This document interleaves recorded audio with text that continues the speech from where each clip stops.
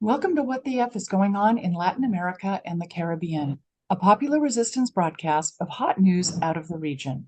In partnership with Black Alliance for Peace Haiti America's team, Code Pink, Common Frontiers, Council on Hemispheric Affairs, Friends of Latin America, Interreligious Task Force on Central America, Massachusetts Peace Action, and Task Force on the Americas, we broadcast Thursdays, at 4:30 p.m. Pacific, 7:30 p.m. Eastern, right here on YouTube Live, including channels for The Convo Couch, Popular Resistance, and Code Pink.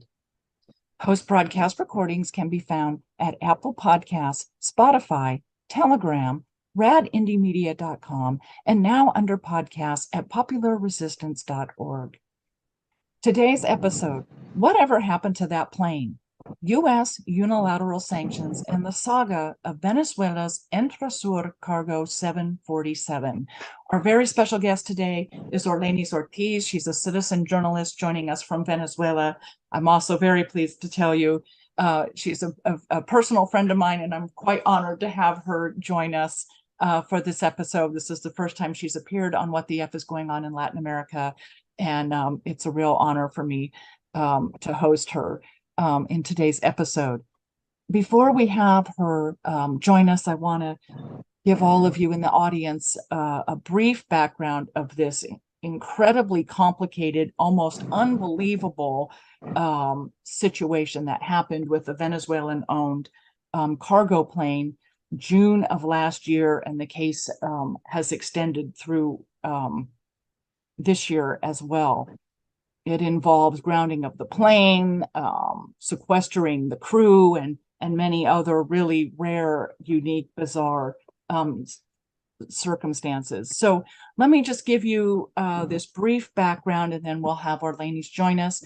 She was one of the few journalists actually on the ground in Argentina covering this story from the very, very beginning. So on May 3rd of this year, May 3rd, 2023, the Argentinian press reported a U.S. prosecutor requested the U.S. Justice Department to order the definitive execution of the seizure order of Emtrasur's Boeing 747-300, Emtrasur being Empresa de Transporte Aerocargo del Sur. The plane arrived in Argentina in June 2022 in what was supposedly a routine cargo flight. Nonetheless, the aircraft, its cargo, and its crew quickly raised the alarms across Argentina, and it was seized by local authorities. Shortly after, U.S. authorities got involved, claiming the sale of the aircraft by the Iranian state carrier Mahan Air to Venezuela's Conviasa was a clear violation of the U.S. export control laws. Conviasa deployed the 747 on its cargo subsidiary, Emtrasur. Almost a year has passed, the crew has been released, but the plane remains grounded in Buenos Aires. Venezuela's government has repeatedly requested the return of the Emtrasur Boeing 747. In the meantime, the U.S. government has conducted a process to seize the aircraft. Argentina's Ministry of Justice has received a letter sent by the U.S. Justice Department requesting that the aircraft be handed over to it. So I also should just say, before we start this conversation, Emtrasur acquired the aircraft in 2022. It operated a few cargo services across Latin America in 2022 before its grounding in Buenos Aires. According to the U.S. Department of Justice, Mahan Air, the Iranian state airline, violated the temporary denial order and U.S. export control laws when it sold the aircraft to Emtrasur without the U.S. government's authorization. Other violations of U.S. laws occurred between February and May 2022 when Emtrasur flew the aircraft between Caracas, Venezuela, Tehran, Iran, and Moscow, Russia, without U.S. government authorization. And so I really want to point that out. Without U.S. government authorization, this was a plane purchased and owned by the Iranian government and then sold to the sovereign nation of Venezuela. And as the audience knows, this theme of extrajudicial reach of the United States government is a recurring topic on this program. So with that, I want to have you all meet Orlenys Ortiz, my friend and fellow activist and journalist. And Orlenys was on the ground in Buenos Aires from the start of this case. And so Orlenys, maybe you can start with what you saw, why you went, and the initial days of this case, and then you also reported on the release of the crew members too last fall. Bueno, muy bueno el encuentro finalmente. Well, I'm pleased to be finally here with you, and I would like to convey my greetings to those hearing this conversation. Yes, a year has passed, so you feel nostalgic, but we need to keep in our minds the things that we saw and lived. I was casually in Argentina between May and June, and when I was coming back home, I was supposed to come back home. The airline suspended the flight, Conviasa, and precisely we started to see this in the media, the situation with the aircraft withheld in Ezeiza. I tried to establish a contact with our colleagues in Venezuela to see if I was able to be there where the airplane was and have interviews with the crew and see and show what was going on. Because immediately there was a condemnation in the media without further investigation. And in Venezuela, there has not been, there had not political reaction to the situation. I had the opportunity to meet the crew members in Ezeiza. I went from Buenos Aires to Ezeiza. We were able to be familiar with the chronology or the schedule of the facts, and we started to coordinate with Argentinian colleagues so that we can have media spaces to precisely counteract this narrative that was being spread in an arbitrary and premeditated manner. Because the members of the crew were being accused as terrorists, and they didn't have any criminal background. And when the investigation started, we started to show that they were not requested by Interpol or any police court. But since in Argentina, there is culturally an anti-Iranian sentiment, and bingo, having this coincidence of Iranians and Venezuelans as part of a crew, that triggered a scandal, because there were people promoting this media operation to somehow install fear in the mind of people, because it was an automatic condemnation for the crew members being Iranian and Venezuelan. So there was a lot of movement in the media. There was no response from the crew members because they didn't have a space to speak. So we were trying to have a counterbalance by showing documents, by talking to the crew members, by showing the first reports of the aircraft. The payment received of the fuel, and that this fuel was not put on the aircraft because there was a fear for the sanctions that the United States could apply to those who were helping this aircraft. So what we saw later on was truly complex, and the complicity of the nearby government. In the case of Uruguay, Paraguay, we saw how the president of Paraguay back then admitted publicly, and he was proud of that he had triggered an alert for this airplane to be withheld in Argentina because this airplane was suspicious. And there were members of the crew that were Iranian and Venezuelan. So these are the circumstances that surround the facts. And then we started to collect documents to show every stage of this process, and that enabled us to dismantle this media operation. So let me just clarify for the audience. The plane is a Boeing 747. It was manufactured in the United States. It was sold to, I believe, a French airline first. The French sold it to the Iranian state airline. The Iranians sold it to Venezuela. Now, when you buy something, you believe you're buying it as a sovereign entity, whether an individual, a state government, or private business. And so the story is just so fascinating that none of these nations have any sovereignty outside of the United States. Now, the crew was Iranian and Venezuelan. The pilot was Iranian, I believe. And all of them were considered terrorists initially. Am I correct in that? Labeled terrorists and held.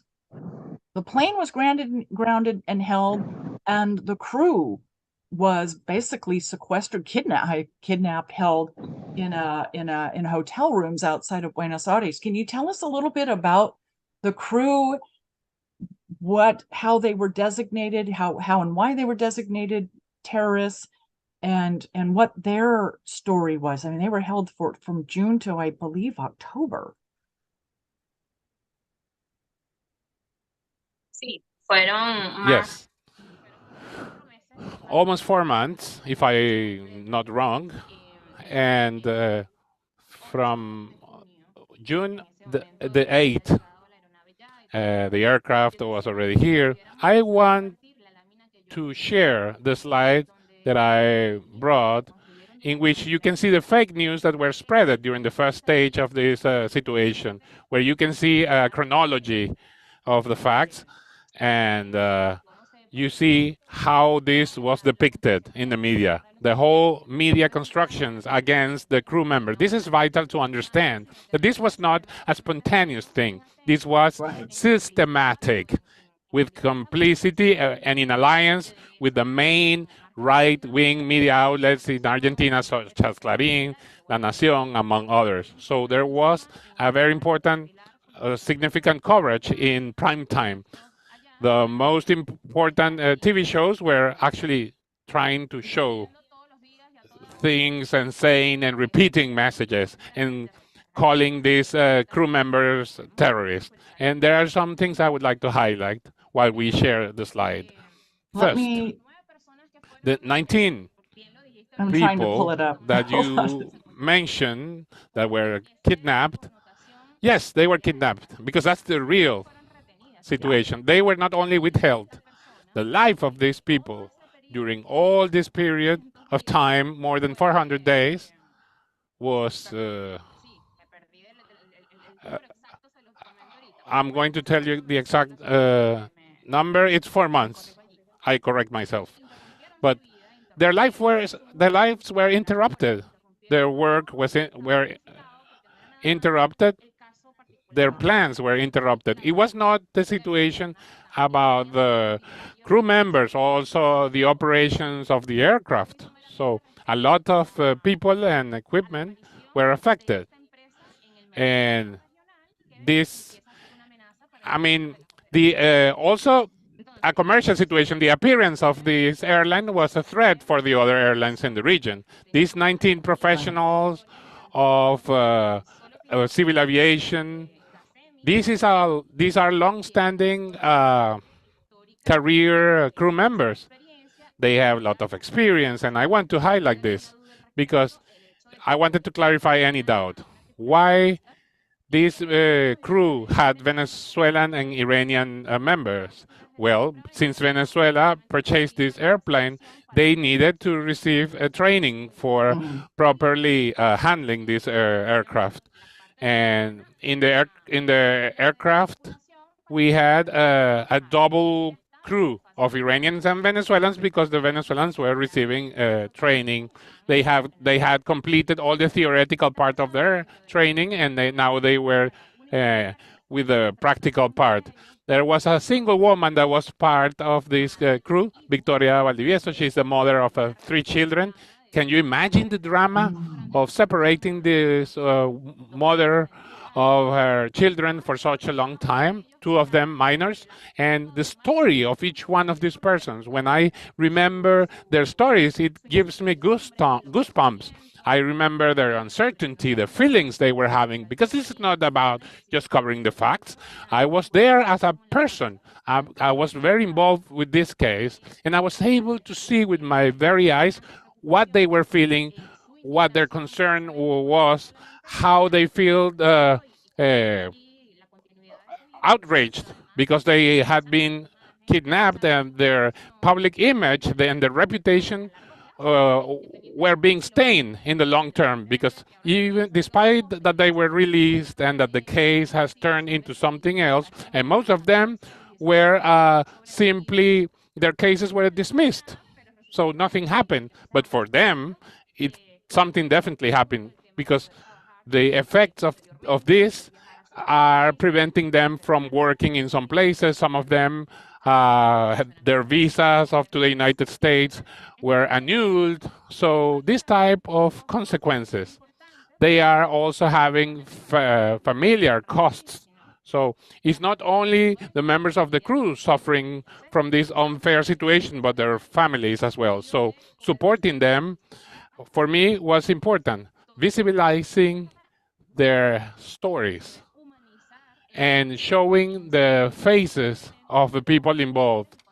And when the stories started to be known, we started to saw expressions of solidarity in Argentina. People started to have doubts about the fake media, the fake news that have been spread by the media. So at the moment, the United States shows up after the third day of the withholding of the aircraft. We started to hear the Americans saying that the judicial branch of Argentina has done a good job by withholding these airplanes. So we started to see the United States making statements and demands, and it became evident the complicity of some factors, such as the judge who was in charge of issuing these measures for the withholding of the airplane and the crew members. We started to see the delays and the requests for proofs, and after so many things, there was nothing conclusive to back the stories that have been spread by the media. It's very important to say that while this crew was here in Argentina kidnapped, or there in Argentina kidnapped, Emtrasur covered all the expenses of the crew. Argentina didn't spend a single peso to maintain these people while they were kidnapped in Ezeiza. Food and accommodation was covered by Emtrasur. Transportation, all the expenses of the airplane. This is such an absurd situation, and I want to highlight this because I know that the American audience didn't have the chance to actually access this information because not so many people pay attention to this topic. However, it's good that this is being shown and made visible. This is summarizing what happened. I wanted to show the story of the crew, because this is an experience they will never forget. I mean, I have to say, I find it, I didn't know, and I've been following your Twitter account specifically, Orlenys, when you were covering the story. And as you said, it's been really, really hard to find this story published in any mainstream media, almost impossible. And in fact, some of the articles that I've referenced researching our conversation today I have found the story covered in trade magazines for pilots and airlines, and publications specific to the aeronautical industry. That's how how absent it is from mainstream media, except for you. And I had no idea. I had no idea that Emtrasur covered all the expenses while the crew was grounded in Argentina. And so Emtrasur covered the expenses for the Venezuelan crew members. What about the Iranians? Was it, who took care of the Iranians? Also Emtrasur, because they were at disposal of the company. Of course. So there were two colleagues who were not part of the crew in terms of operation. And there was the operations manager and the finances manager, because they were trying to conduct new negotiations in the Argentinian territory and broaden the market. So this continues to make me feel outraged, because in Argentina they didn't even cover the expenses. I mean, so they made the kidnapped crew to cover their own expenses, and we would wonder who would have covered this if Emtrasur didn't do it. Because you know the situations that we have in Venezuela. This is a state-owned company. We have seen all the limitations derived from the blockade, so it was really difficult. But what happened? What would have happened if Emtrasur couldn't cover those expenses? What could have happened with the crew members? So there are so many questions to be answered. Maybe we will find the responses in the future. It's fascinating that the Argentinian justice system responded to the request order of the United States Department of Justice in holding the plane, in holding the crew, and yet doesn't cover any of the expenses. It's almost like, they played both sides off the middle. We'll do what the United States wants, but if we actually cover the expenses of the plane and the crew, we're admitting that we have a definitive role in holding the plane and the crew on the ground in Buenos Aires. So, it's just it's astounding that you would be held and then expected to pay for yourself. So some of the crew, the Venezuelan crew members, were allowed to return to Venezuela November of 2022. Is that correct? Sí, o sea, allí, perdón, te perdí un pedacito del inicio de la pregunta. I repeated the question. Okay. Yes, it was progressively. First, there was a group that went back to Venezuela, then a second group, and the last 5 were the most significant members of the crew, the ones of higher hierarchy, the 2 managers of Emtrasur, the main pilot, the person that was mostly targeted by the media, Kazem, and a mechanic, and the other person that I don't remember his function, who was also Iranian. So they were there. Up to the end, we were there because there were people like me that was going beyond the professional commitment.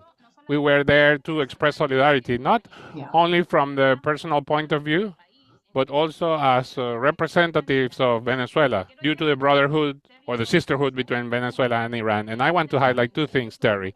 From the beginning, we were very clear that the intention of all this operation was to steal the aircraft. We said it from the beginning. The United States wants to keep this aircraft. I remember the first tweets that I made.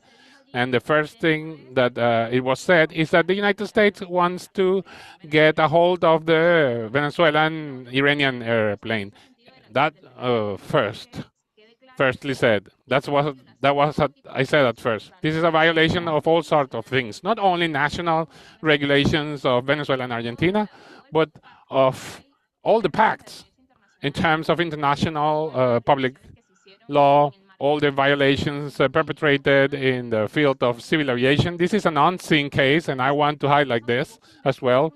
And several investigations must be made, because this is a precedent of actions that could be taken against other assets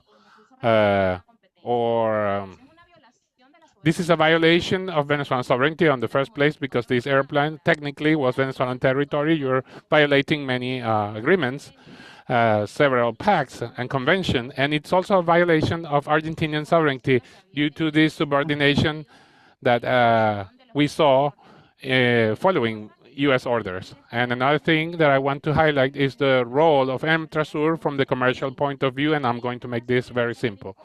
Emtrasur starts to be uncomfortable because their aircraft, a 747, devoted to take cargo from one place to another, offered many advantages because of their capacity. Because while other companies could offer a service in more trips due to their limited capacity of their aircrafts, and when compared to our to this 747, Emtrasur offered other advantages. This was a huge airplane with a capacity of transporting large amounts of cargo, but the costs of their services. Why?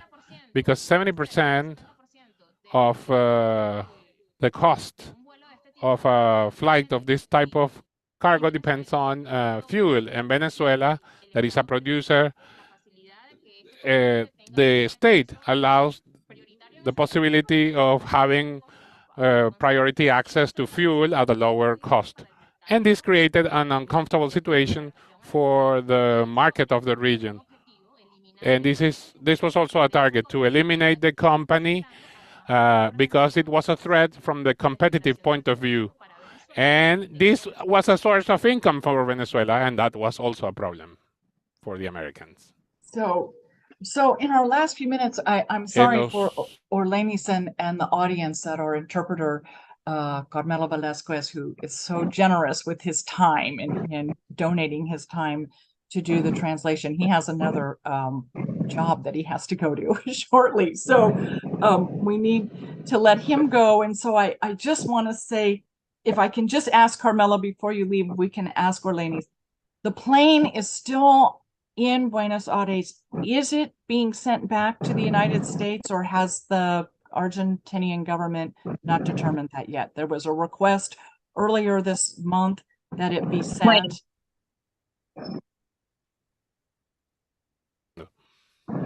Sí, allí puntualmente. Yeah, punctually, what we have to wait is for the answer of the Argentinian government. After the within the framework of the request that the U.S. made, which is not a request, an order, it's an order, the judge ratified the acquittal of the 14 members of the case, but also released the airplane. So there's no case in Argentina against this aircraft. So this is in the hand of the Argentinian executive. We are waiting for that response, and I guess there are many discussions behind, on the backstage, and we are waiting for them to decide to receive our aircraft back. In their hands, they have the power to decide. They have the opportunity to put an end to this, give the airplane back to Venezuela, but to make clear that this was nonsense, and it was just for the benefit of the interest of the U.S. government.